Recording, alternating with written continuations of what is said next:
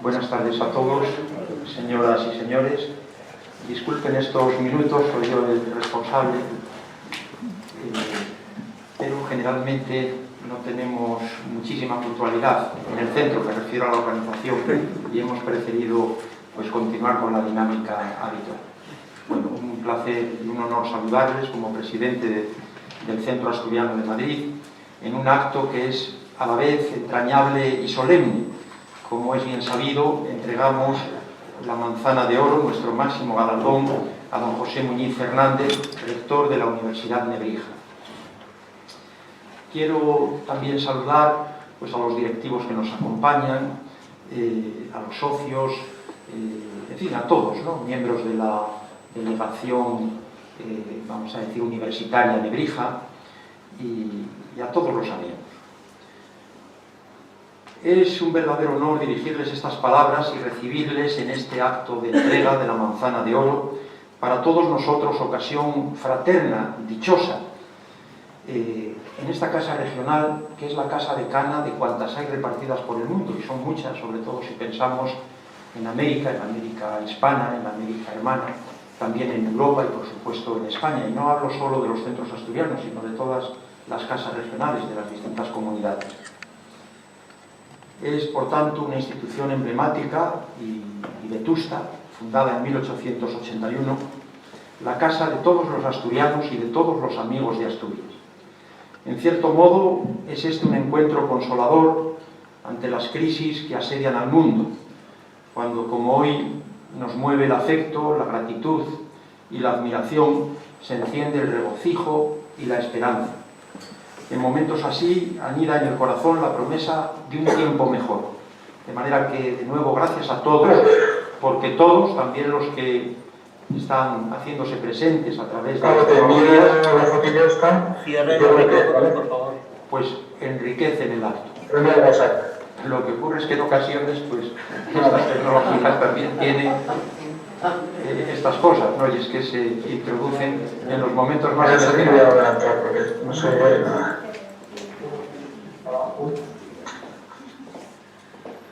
Pero está bien el recordatorio de que tenemos también esta presencia virtual, porque son muchas las personas que no han podido acompañarnos, también por las circunstancias, por esta calima de estos días, y bueno, algunas personas nos siguen a través de la tecnología.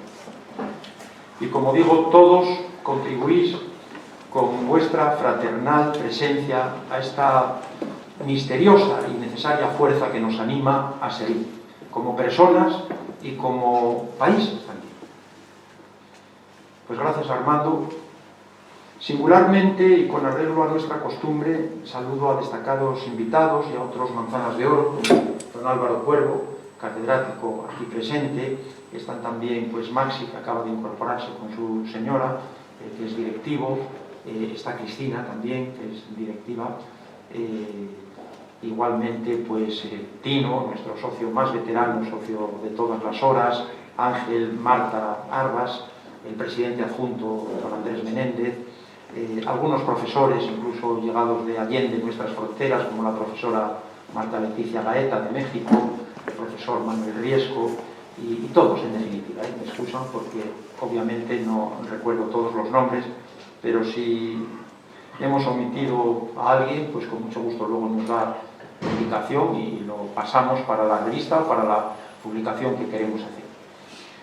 Y en esta tribuna me acompañan, por un lado, don Marino Pérez Álvarez, a mi izquierda, que es catedrático de Psicología de la Universidad de Oviedo; don José Muñiz, a mi derecha, rector de la Universidad Nebrija; a su derecha, don Francisco Rodríguez García, que es Manzana de Oro, presidente de nuestro Consejo Superior, también presidente de honor y presidente de Industrias Lácteas Asturianas, Renípico, que no nos cansaremos de recordarlo, es una marca de excelencia.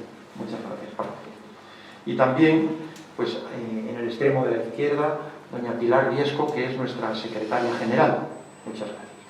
Formal y cordialmente, sencilla y jubilosamente, celebramos este acto en el que se entrega, como queda dicho, la Manzana de Oro, propuesta por la Comisión de Galardones y aprobada por unanimidad por la Junta Directiva del Centro Asturiano de Madrid. Una manzana madura, dulce, merecida, justa, que llega fragante y que en cierto modo anuncia la anhelada primavera. Una manzana que es expresión de elogio, de reconocimiento, de cordialidad y de gratitud. Don José Muñiz, distinguido asturiano, es además llagarero, un apasionado de todo lo que tiene que ver con las manzanas asturianas, con las manzanas del paraíso. Tiene incluso un pequeño llagar en su casa en Sograndio y produce al año, para consumo propio y de los amigos, unos cuantos centenares de botellas de sidra. Toda una tentación.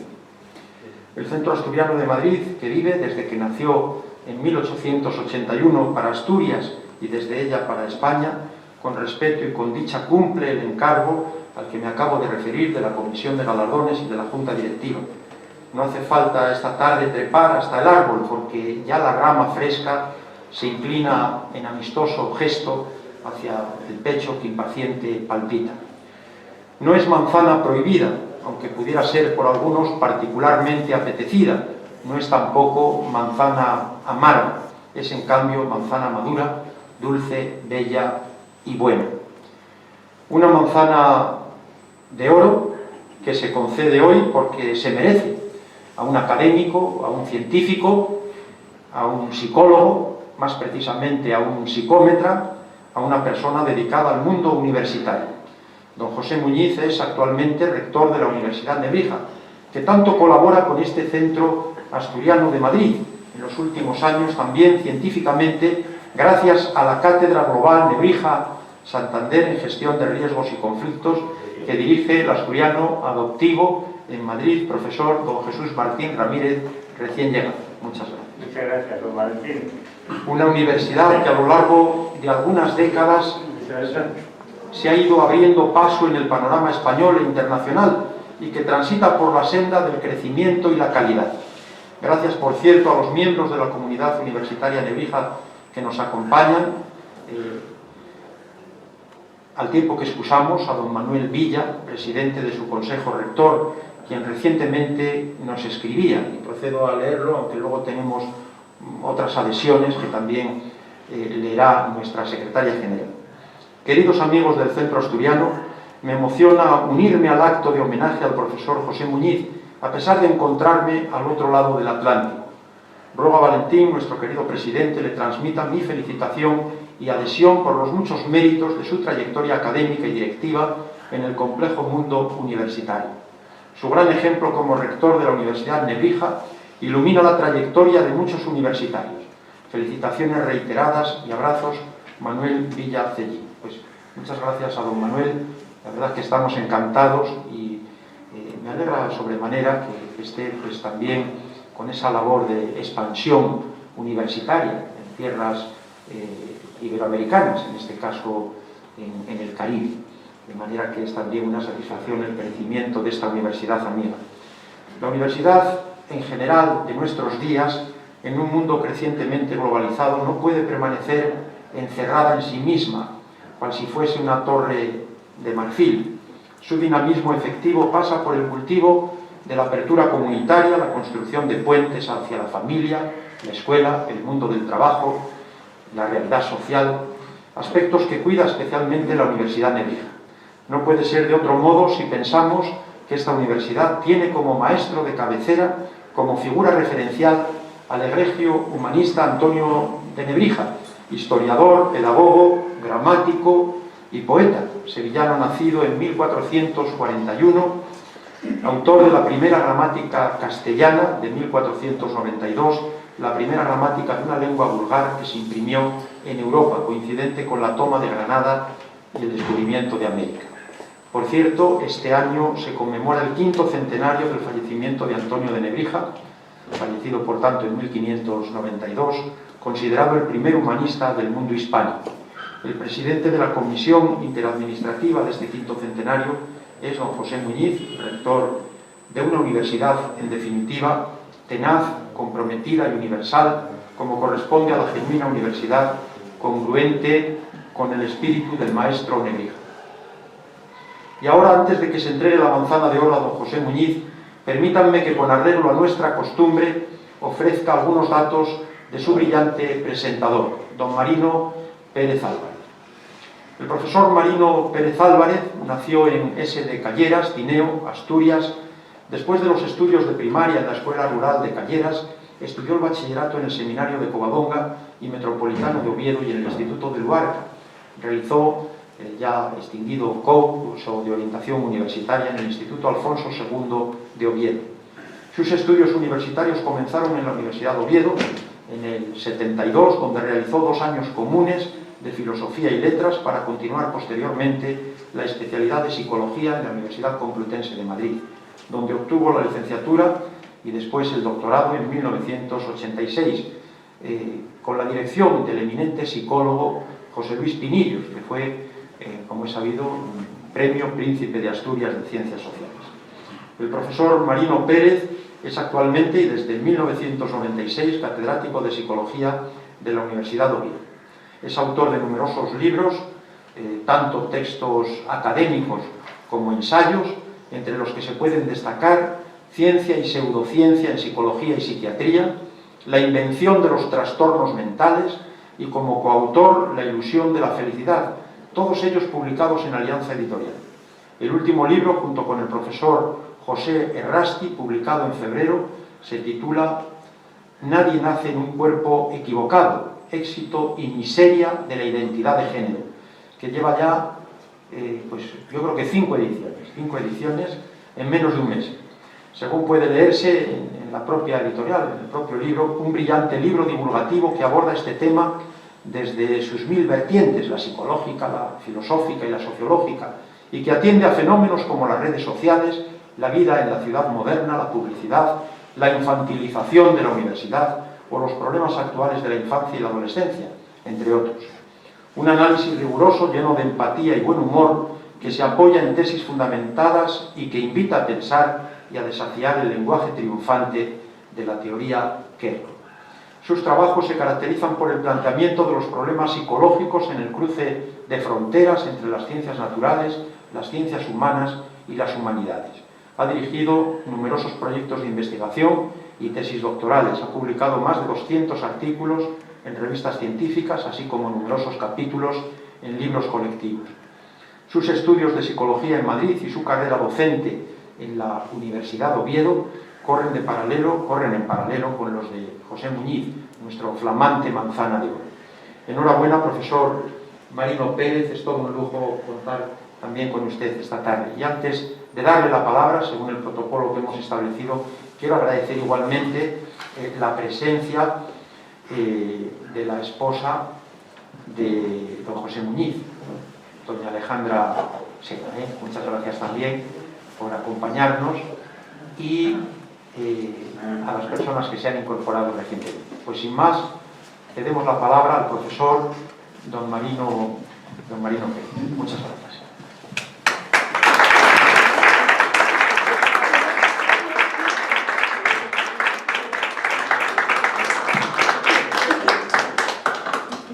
Gracias, presidente, por las palabras de presentación.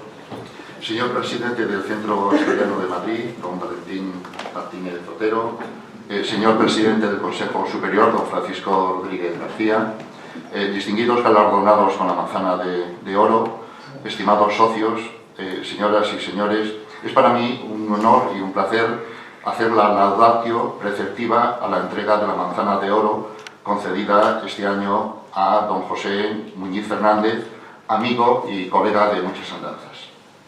La manzana de oro, como nos recordaba nuestro presidente, es el máximo galardón que concede el Centro Asturiano de Madrid, decano de todos los centros españoles repartidos por el mundo, y todo hay que decirlo, él mismo galardonado con el chosco de oro que concedemos el dinero. La manzana de oro se concede a asturianos o personas vinculadas con Asturias que han destacado en sus respectivos campos. En cierta manera, la manzana de oro viene a ser el Nobel o el Oscar a toda una vida de mérito a la asturianía. En el caso de José Muñiz, en adelante Pepe, es doble. Si de un lado, como científico, ha llevado la psicología hecha desde Asturias a todo el mundo y ha internacionalizado la psicología española como nadie, de otro, no ha dejado de cultivar manzanas asturianas y hacer sidra en su casa de Sograndio, como nuestro presidente ha recordado. Pepe nace en Sograndio el día anterior a la Navidad de 1949. Su infancia transcurre por las calellas, montes, prados y tierras de su pueblo, ¿no? Sin más móviles que la fruta de los vecinos, como él mismo reconocerá o reconocía recientemente, ¿no? Tiempos aquellos en los que se vivía entre las nubes y la tierra, no como ahora que se vive entre la nube de Google y Google Maps. Pepe, como buen asturiano, sabe apreciar los días nublados y el orvallo. Como él mismo recordaba y confesaba la semana pasada en la Nueva España, él nunca consideraría un día que orvalla un día que hace mal tiempo. Nosotros sabemos comprendemos aquellos que no alcanzan a apreciar los días con nubes. ¿Qué sería de Asturias sin las nubes, ciertamente, ¿no?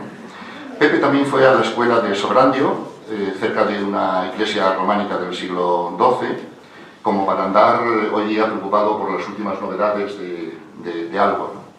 Estudió para maestro y ejerció en varios colegios, a la par que estudiaba los estudios universitarios que encaminaban a la psicología, ¿no? Dos cosas ya destacaría aquí. Por un lado, trabajar y estudiar a la vez, y por otro, nunca dejar de ser maestro, aun cuando luego sería catedrático de la universidad. El viaje a Madrid que emprende para estudiar psicología, y en esto pues lo hemos emprendido juntos en la misma fecha, en la misma dirección, después de los famosos y extintos estudios comunes, ¿no?, de filosofía y letras antes de la especialidad, en este caso de psicología, pues es uno de esos viajes que marca pues toda una vida, ¿no? En la Universidad Complutense de Madrid obtiene la licenciatura de psicología en 1977, soy testigo de que fue así ciertamente, y obtiene el doctorado en la misma universidad en 1980, donde sería pues también profesor ayudante y adjunto desde 1977 a 1984. En 1984 saca plaza de catedrático en la Universidad de Baleares, que ocupará pues hasta 1986. Desde 1986 a 2020 pues fue profesor catedrático de la Universidad de Oviedo. Su formación académica, doctoral y investigadora está ligada al eminente psicólogo español Mariano Yela, su maestro, ¿no? La especialización de Pepe, como nos recordó también nuestro presidente, pues es la psicometría, ¿no? La psicometría estudia la medición de la psicología. Puede entenderse que es una disciplina central dentro de la psicología, tanto para la investigación como para la aplicación profesional, ¿no? La teoría de los test psicológicos, la construcción de los test, la fiabilidad y la validez de los test de la medición psicológica es cosa de la psicometría, ¿no? Pepe, diría ahora José Muñiz, es la referencia en España de la psicometría. Como había hecho Yela antes, Muñiz actualiza la psicometría en España y la pone en la vanguardia del mundo tras su estancia en Estados Unidos. Este sería el segundo gran viaje que emprende Pepe y que marcaría pues su vida como es fácil de entender y él lo ha destacado pues alguna vez, ¿no? En Estados Unidos ha hecho varias estancias en la Universidad de Massachusetts y allí pues ha trabajado con otra eminencia de la psicometría mundial como es Ronald Hambleton, ¿no? Hambleton vendrá a Oviedo en numerosas ocasiones, de cuya universidad será honoris causa y desde luego un enamorado de Asturias, ¿no? Se puede entender que la psicometría que se practica en Oviedo forma parte de la élite mundial, ¿no? Dos niveles de excelencia podríamos ver aquí en Pepe, ya que por un lado pues estaríamos percibiendo la excelencia científica y por otro su campechanía asturiana, como para que figuras como Hamilton y otros más que vinieran a Asturias. Estos viajes siempre con retorno a Asturias tienen lo suyo de vuelta a Ítaca, siempre aprendiendo del camino, pero sin olvidar dónde uno nació, de dónde viene, sin olvidar el humus, prados y tierras por donde uno anduvo, ya que lo humano está enraizado en el humus de la tierra, aún en tiempos de Google Maps. Puestos en plan psicométrico, permítame entresacar algunos ítems de sus innumerables méritos. La carrera como profesor universitario se puede describir de acuerdo a tres grandes capítulos: docencia, investigación y gestión. Aunque no todos son obligatorios ni tampoco todos son necesarios para llevar una vida académica que merezca la pena, yo mismo no cumplo con los tres, Pepe ha desempeñado los tres en el máximo nivel. En docencia ha impartido psicometría y metodología de la investigación durante toda su vida, primero en la licenciatura de Psicología y después pues, en el grado, en la Universidad de Oviedo. Ha impartido cursos de doctorado y de máster en numerosas universidades, no solo la de Oviedo, y es aquí en la docencia donde se nota pues que sigue siendo digamos, maestro en la enseñanza de asuntos que son pues, complicados, realmente importantes, como la psicometría, ¿no? Eso se constata en las evaluaciones de los estudiantes cada año, oficiales de cada universidad, pero que cada profesor recibe en privado. Él nunca lo ha comentado, pero yo sé que sus evaluaciones son de percentil 90 y tantos para arriba. Por lo que se refiere a la investigación, esta se mide por la calidad de las publicaciones en revistas científicas, publicaciones que derivan a menudo de tesis doctorales dirigidas y de proyectos de investigación pues también dirigidos. Existen índices e indicadores internacionales homologados que permiten valorar la excelencia de las publicaciones. Pepe, bueno, quizá aquí debiera decir otra vez José Muñiz o incluso Muniz, por el problema que tienen los idiomas bárbaros con la ñ, ¿no? Dado que sus publicaciones pues, están en inglés por lo común. Bueno, como quiera que sea, Pepe Muñiz es autor de más de 200 artículos en revistas científicas, la mayoría en la categoría Q1.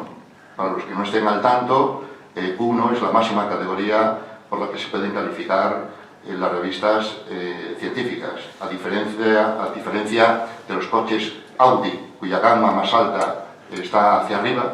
Las revistas científicas, la gama más alta está precisamente en Q1, que define el cuartil 1, el 25% de las revistas de ese campo. De manera entonces que está objetivada, digamos, la calidad de esas publicaciones pues que se identifican precisamente como Q1, ¿no?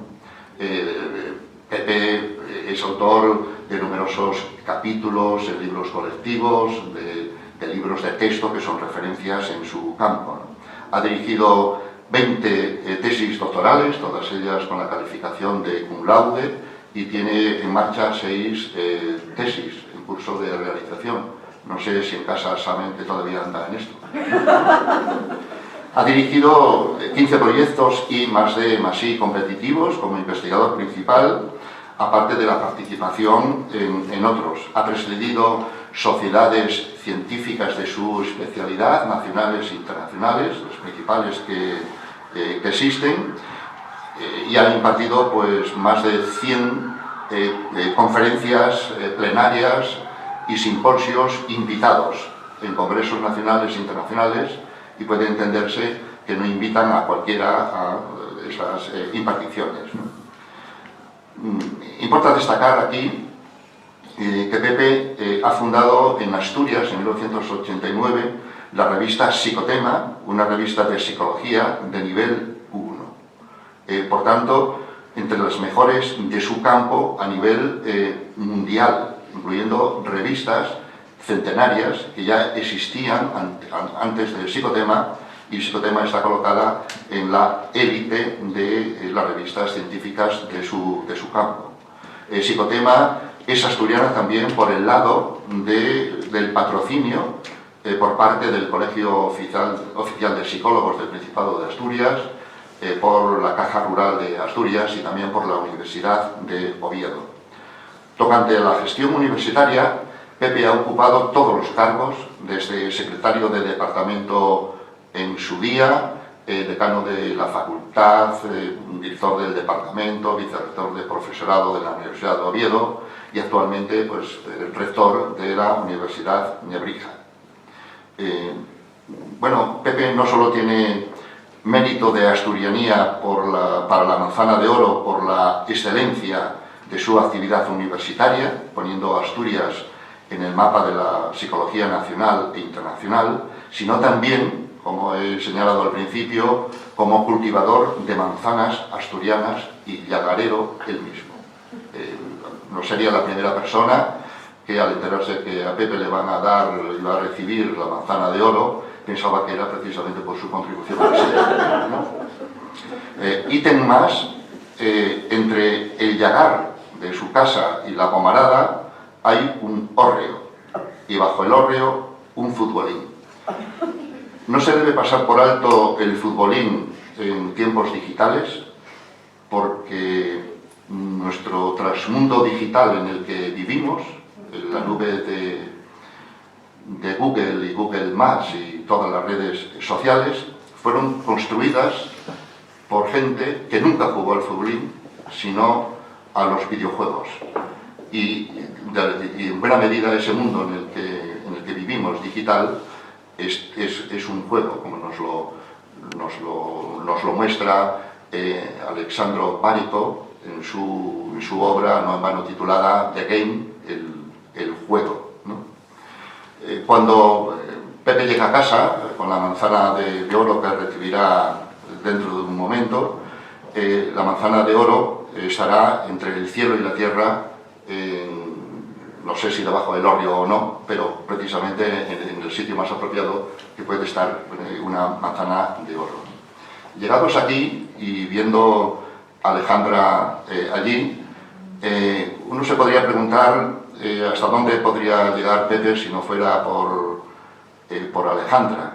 Naturalmente no me refiero a cuánto más lejos podría llegar, sino siquiera si habría llegado aquí con todas esas contribuciones.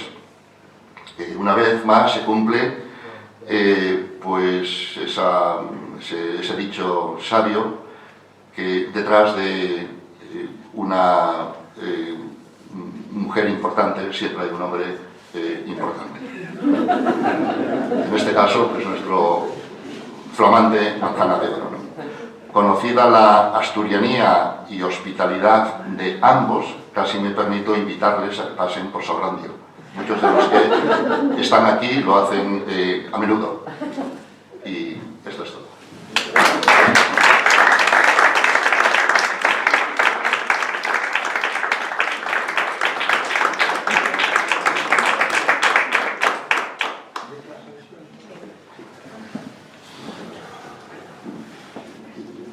Muchas gracias, Marino. Vamos a leer las adhesiones al acto. Buenas tardes.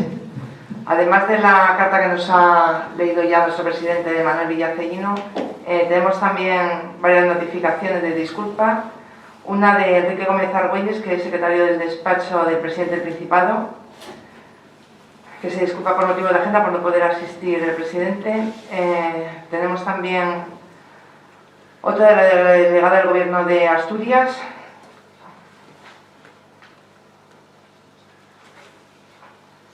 disculpa su asistencia al acto también don Rafael Lobeto Lobo, secretario general de la Fundación Philip Cousteau Unión de los Océanos y Manzana de Oro de este Centro Asturiano de Madrid. Y también han llamado para unirse al homenaje y disculparse por no poder estar Francisco Fernández Tejero, José Nicanor González Pérez y Francisco Javier Méndez Favorne, que son todos directivos de esta casa. Gracias.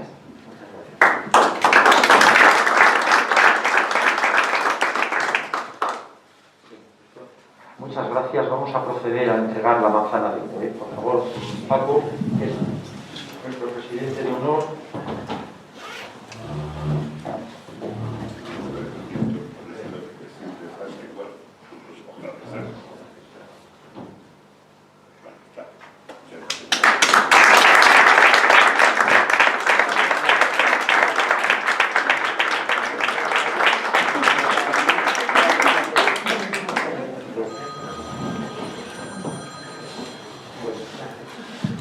Muchas gracias. Damos la palabra a don José Muñiz, flamante manzana de oro. Muchas gracias, Valentín. Bueno, pues estoy un poco emocionado, ¿no?, con la manzana. Trataré de comentaros algunos aspectos. En primer lugar, presidente del Consejo Superior, así, resto de directivos, por supuesto Marino, y presidente del Centro Asturiano, querido Valentín, y miembros de la Junta Directiva, y queridos amigos y amigas, los que estáis aquí presentes y los que están conectados, que sé que son muchos, ¿no? Lo primero de todo, quiero expresar mi máximo agradecimiento a la Junta Directiva del Centro Asturiano de Madrid y en especial a Valentín, su presidente, por este premio tan entrañable que no sé muy bien si me merezco. Pero bueno, muchísimas gracias, en cualquier caso, ¿no? Muchas gracias también a todos los que nos acompañáis aquí y online. Y claro, no puede faltar mi agradecimiento a Marino, un amigo de siempre y un amigo del alma, por esas palabras laudatorias que, si bien no son muy objetivas, ni falta que hace, para eso están los amigos, ¿no? Si no, ¿para qué más servir? Las aprecio sobremanera, ciertamente viniendo de él. Además, alguien tan acérrimo del Barça, que está ahora jugando, lo que le duele a Marino. Como Marino, nadie es perfecto, que tenga esas palabras tan laudatorias para uno de Madrid como yo, tiene un mérito añadido que muchos de vosotros sé que valoráis y comprendéis. Muchas gracias, Marino. Te debo una, bueno, en realidad te debo otra más, ciertamente, ¿no? Nuestra amistad con Marino, pues como él ha comentado, viene de antiguo. Ya nos tocó vivir el Madrid de los años 70 y 80 como estudiantes del mismo curso de la Complutense. Así que nos tocó sumergirnos a fondo en la bien llamada movida madrileña, antes de irnos él a Oviedo y yo a Baleares, donde saqué la primera cátedra, como él ha comentado, ¿no? Así que conocimos de primera mano los lugares emblemáticos de la época, y algunos de ellos, como cito solo dos, como el Café Central o la Vía Láctea, ahí siguen, dando testimonio de aquellos días.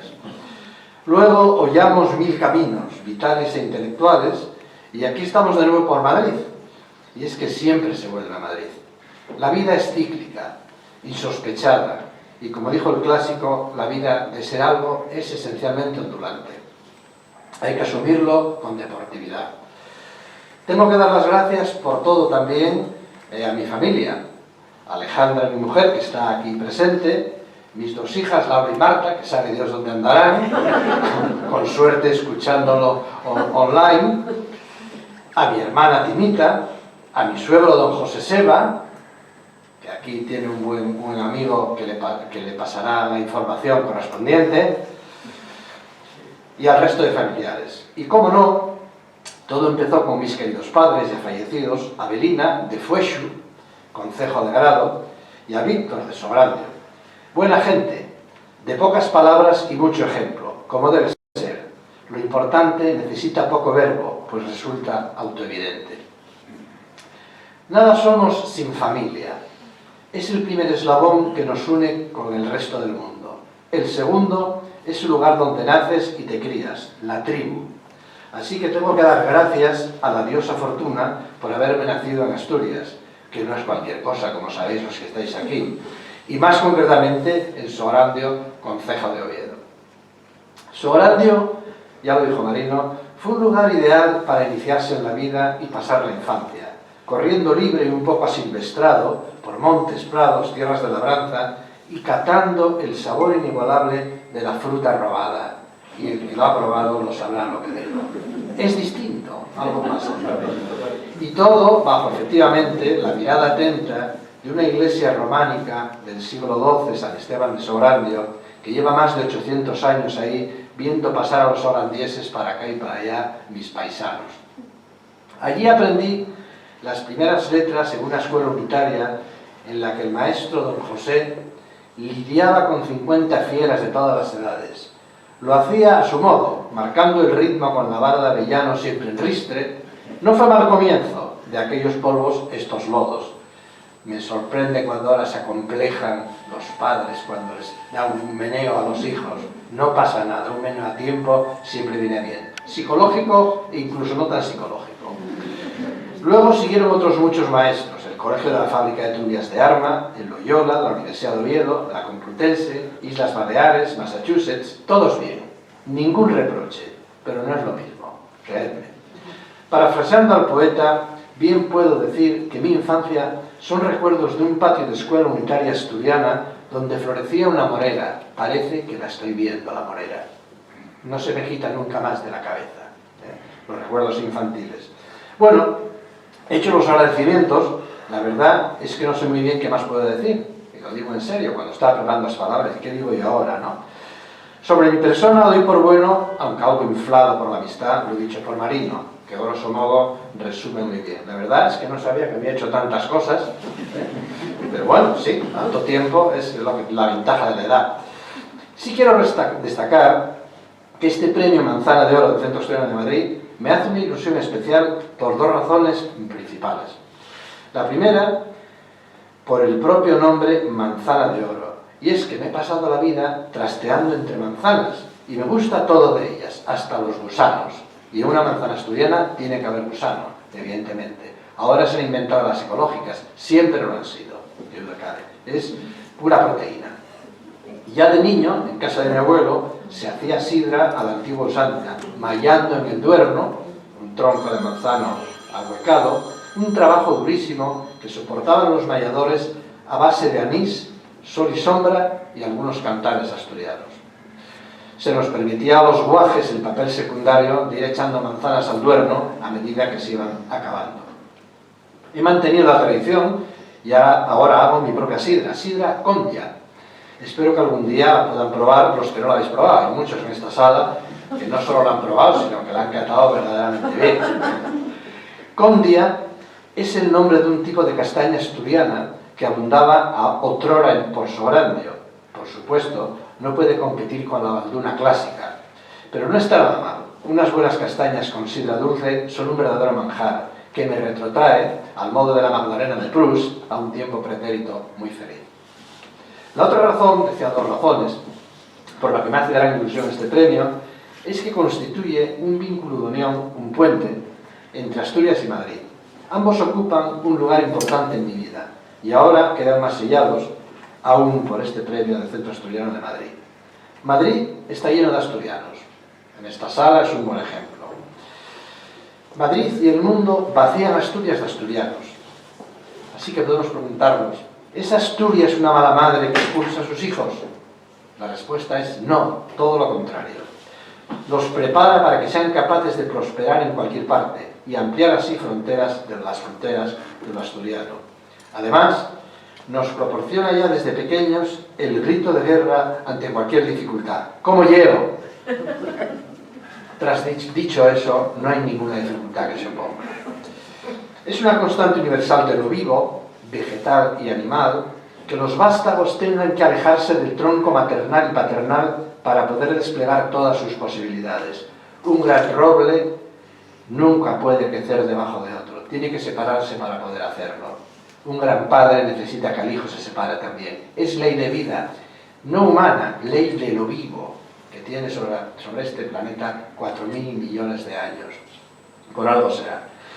Esa es la parte positiva. La asignatura pendiente de Asturias es la dificultad que tiene para crecer y atraer talento, para que muchos de los que se han ido se planteen volver y aportar el valor añadido de su experiencia.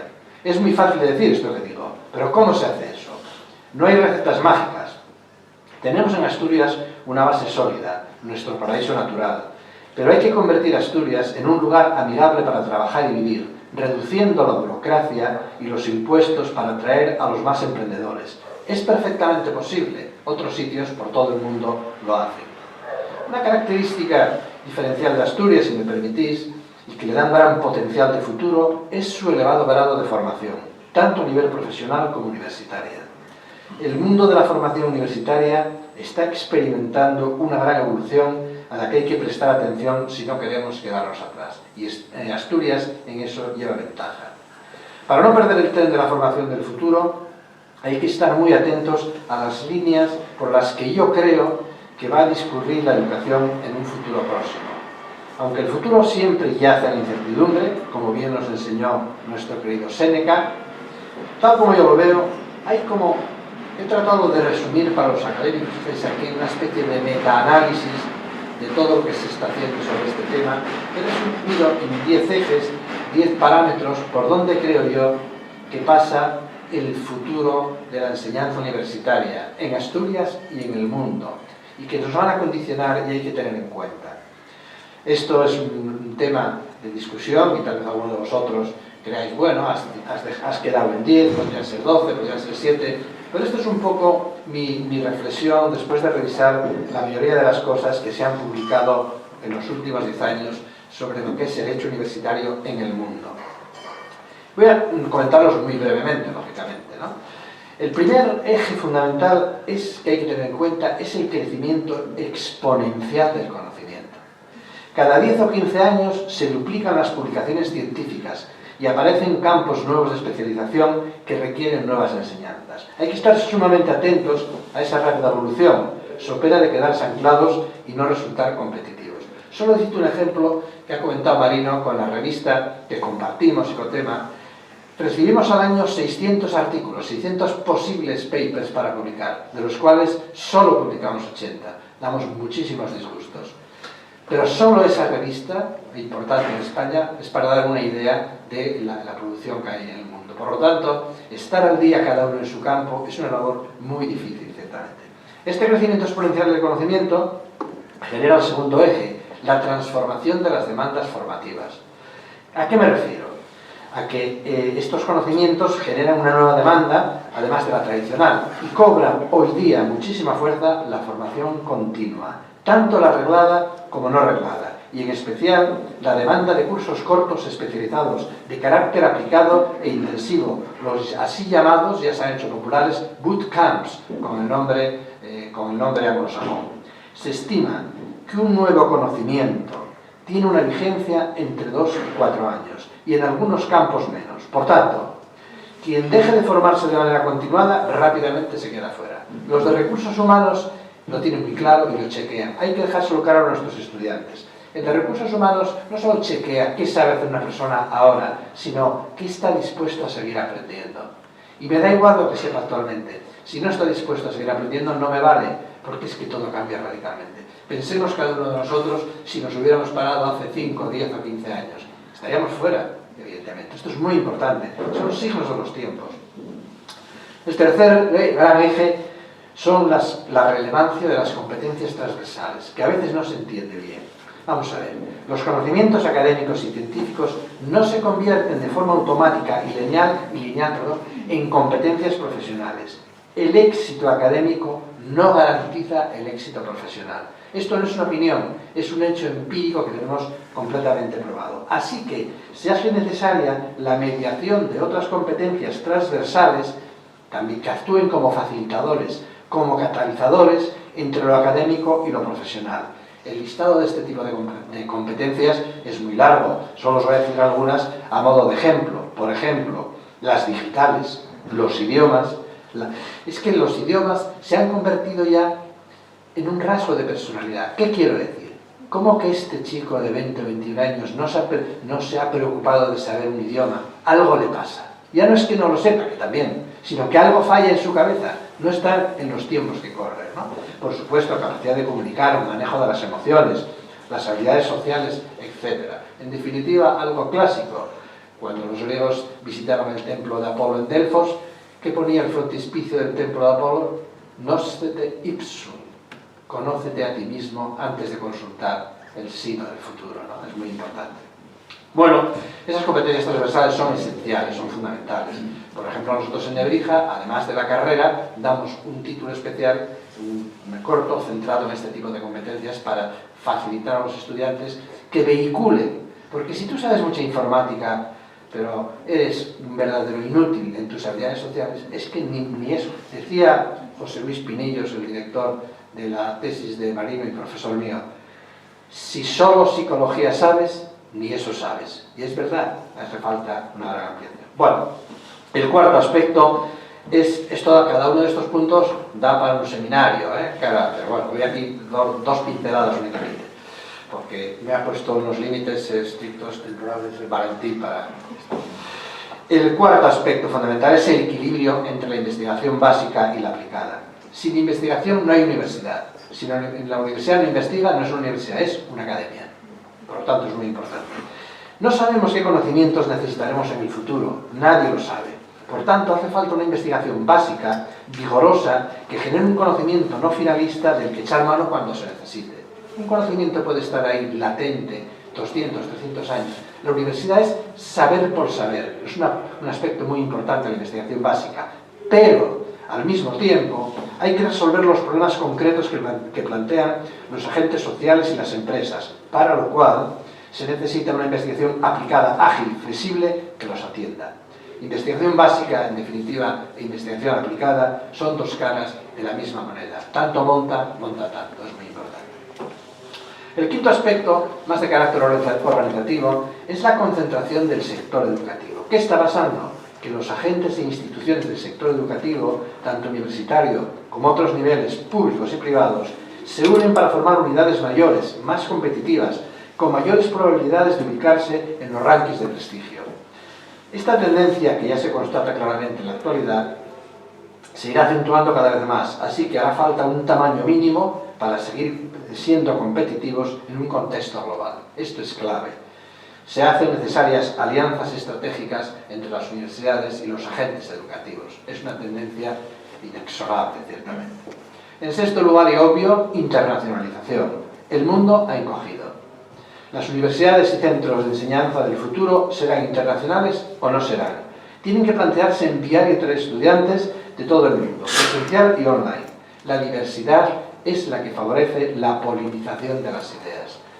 Pues nosotros, por ejemplo, en Nebrija tenemos un 22% de estudiantes internacionales. Una universidad pública estándar no llega al 1%. Es un aspecto diferencial que es fundamental para atraer estudiantes. Un aspecto muy interesante es el cambio de perfil de nuestros estudiantes, sobre todo los jóvenes, ¿no? Que es el séptimo aspecto que quiero destacar. Los nuevos estudiantes, que ya no son ni millennials, sino centennials, es decir, nacidos después del 96. Pues su perfil es muy diferente al de sus predecesores. ¿Cómo son?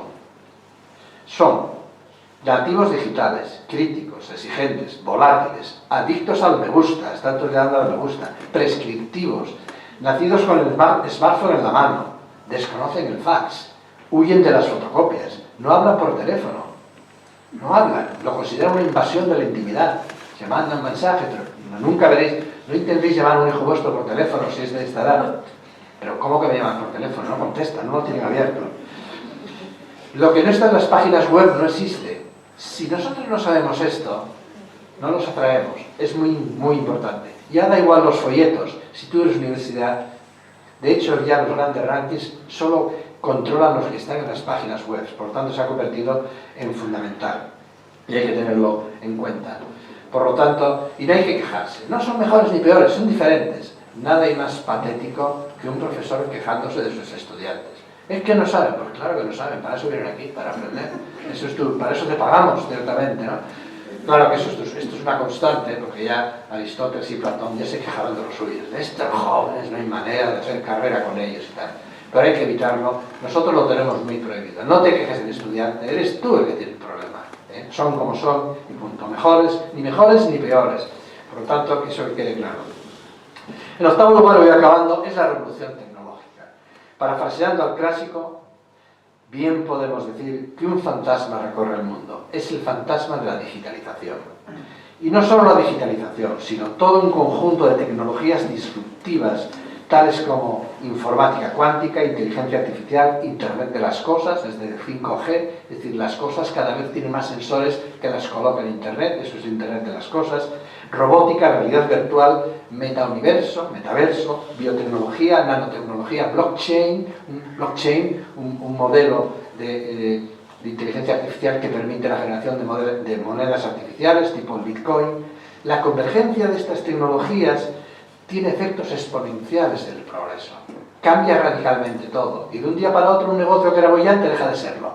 Hay ejemplos fantásticos, ¿no? Como desaparecen pues, las bibliotecas, por un ejemplo, o cantidad, ¿no? Por lo tanto, hay que estar, como universidad tenemos que estar completamente atentos.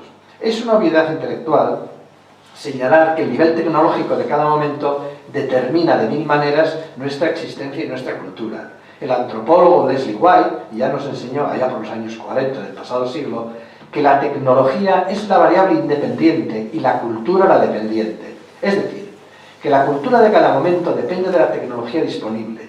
Así fue siempre y así seguirá siendo. Esto es una obviedad intelectual. El dominio del fuego, la cerámica, las tablillas de barro, los metales, la aguja, el ojal, la escritura, la rueda, la imprenta, incluso los tejidos y los textiles, como nos acaba de contar de forma brillante Virginia Postrel en su libro reciente Los tejidos de la civilización. Todos esos avances, bueno, no hablo mucho de tejidos, porque hay gente aquí en la sala muy enterada de tejidos, veo ahí a Mayu Fernández, que elige los mejores tejidos para decorar sus famosas casonas asturianas, así que voy a omitir lo de los tejidos para no meterme en camisa de 11 varas, ¿no? Pero es una revolución oculta que está ahí y que cambia todo, ¿no?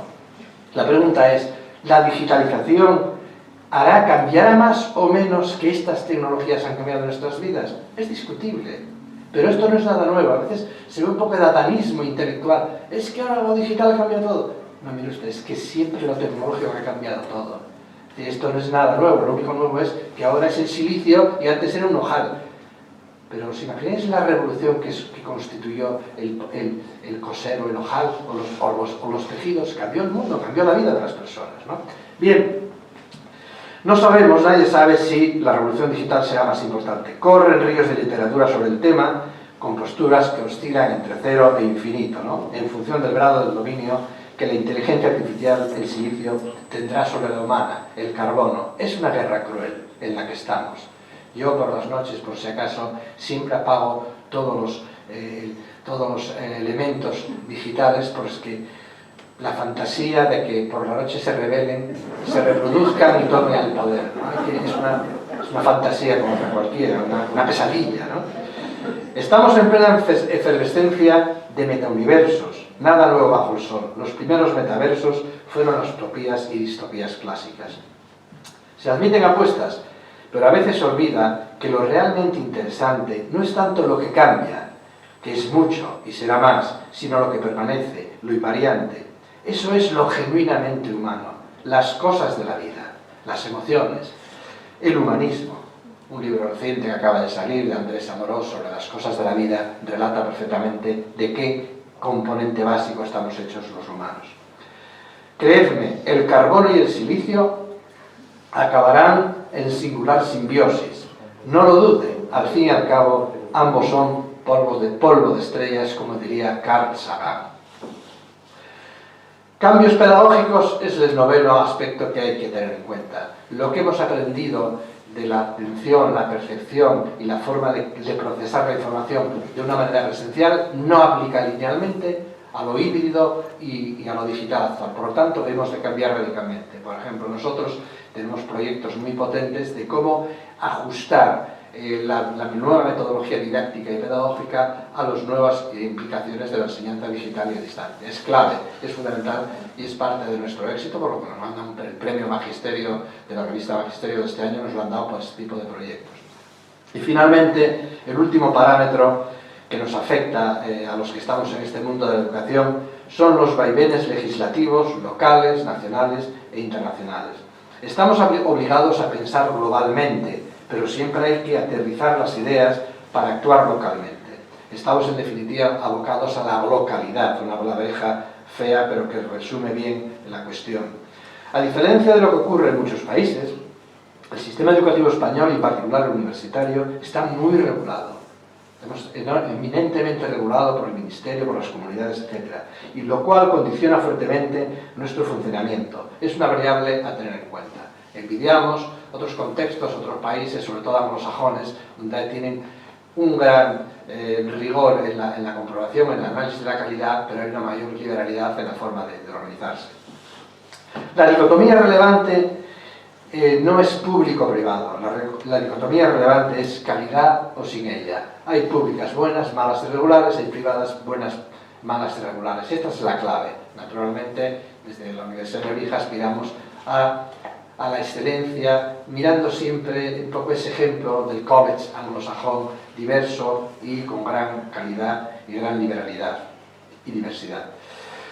Así es como vislumbro el futuro no lejano del ámbito de la enseñanza en el que me muevo y me he movido siempre, y estoy seguro que otros sectores no se alejan mucho de lo que he expuesto para la enseñanza. De hecho, los 10 ejes mencionados pueden aplicarse perfectamente a otros campos de actividad perfectísimamente. Y nada más, queridos amigos, tengo que terminar como empecé, dando las gracias a todos por esta manzana de oro, que siempre llevaré con gran orgullo y gran satisfacción en lo más profundo de mi corazón, igual que llevo a nuestra Asturias, patria querida. Muchas gracias.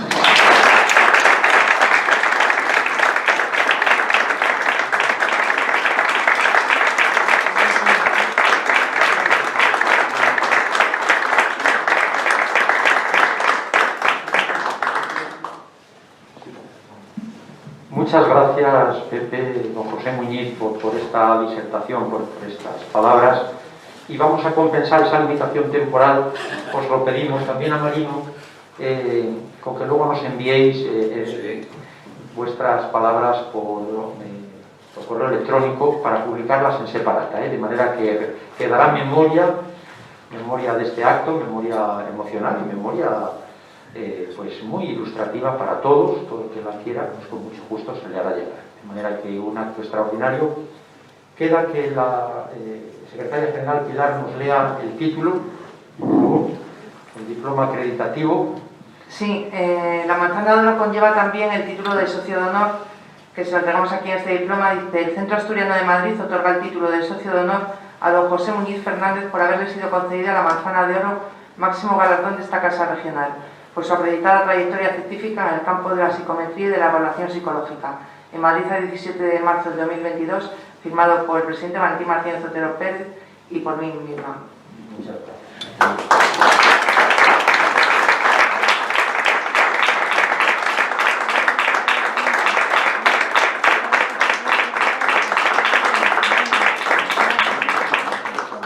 No sé si alguien más. Y si no, pues vamos a cantar todos juntos nuestro himno hermoso de Asturias, patria querida.